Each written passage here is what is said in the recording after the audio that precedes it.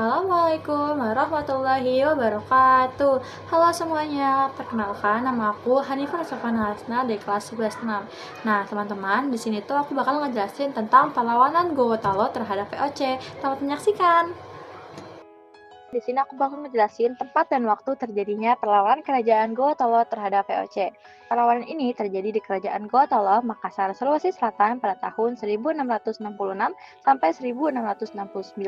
Kerajaan Goa waktu itu merupakan kerajaan besar dan kuat di kawasan timur Nusantara, pusatnya di Benteng Sombo Opu di Makassar. Nah, selanjutnya itu ada tokoh pemberontakan. Tokoh pemberontakan di Indonesia itu ada Sultan Hasanuddin. Sultan Hasanuddin adalah Raja Gowo yang menentang monopoli perdagangan VOC dan memimpin langsung pertempuran sengit melawan penjajah Belanda. Kegigihannya dalam melawan Belanda menjadikannya simbol perlawanan dan dijuluki sebagai ayam jantan dari timur oleh Belanda. Lalu, tokoh pemberontakan Indonesia yang kedua itu ada Karaeng Patingalowang. Karaeng Patingalowang adalah seorang pejuang yang gigih melawan VOC dan berani menentang campur tangan Belanda di wilayah Goa. Nah, yang ketiga itu ada Karaeng Karurung, yaitu panglima perang yang menjadi garda terakhir pertahanan Goa saat benteng Somba Opu dikepung oleh VOC. Ia gugur dalam pertempuran yang namanya menjadi simbol patriotisme rakyat Goa.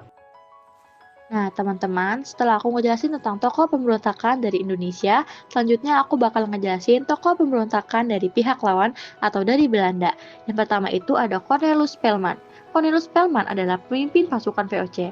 VOC juga dibantu oleh Arung Palaka, Raja Bone yang satu bermusuhan dengan Goa. Nah, tadi kan aku sudah membahas waktu, tempat, dan juga tokoh-tokoh pemberontakan. Selanjutnya aku bakal membahas latar belakang dari terjadinya perlawanan kerajaan Gotolo terhadap VOC. Kerajaan Gotolo melawan VOC karena ia merasa bahwa Belanda terus-menerus memaksa untuk monopoli dagang.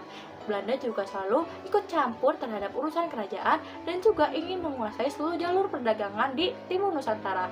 Nah, Sultan Hasanuddin itu enggan untuk tunduk dan ingin terus-menerus berdagang secara bebas. Nah, karena ini akhirnya terjadilah perang yang sangat besar-besaran.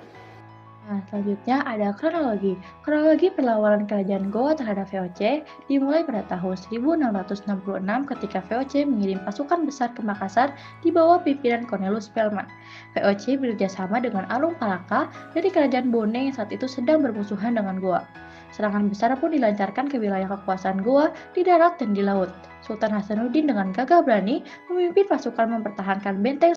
Pertempuran pun berlangsung sengit selama bertahun-tahun, di mana pasukan Goa sempat berhasil menahan serangan awal VOC. Namun, karena kekuatan VOC yang jauh lebih besar dan taktik adu domba yang mereka lakukan terhadap kerajaan-kerajaan di Sulawesi, posisi Goa mulai melemah. Pada 18 November 1667, Sultan Hasanuddin akhirnya dipaksa menandatangani perjanjian Bogaya yang sangat merugikan pihak Goa, karena VOC mendapatkan hak monopoli dagang dari wilayah kekuasaan Goa semakin sempit. Meski begitu, Sultan Hasanuddin tidak menyerah dan terus melawan hingga tahun 1669 ketika VOC melancarkan serangan besar-besaran dan berhasil merebut benteng Sombo Opu. Sejak saat itu, kerajaan Goa resmi jatuh di tangan VOC dan perlawanan berakhir dengan kekalahan. Nah, yang terakhir itu ada dampak. Perlawanan kerajaan Goa berakhir pada tahun 1669 dengan kekalahan. Akibatnya, kekuasaan Goa melemah dan VOC menguasai perdagangan di wilayah timur Indonesia. Meski begitu, keberanian Sultan Hasanuddin menjadi simbol perjuangan rakyat melawan penjajah, hingga ia dikenal sebagai ayam jantan dari timur. Nah, sekian dari saya. Wassalamualaikum warahmatullahi wabarakatuh.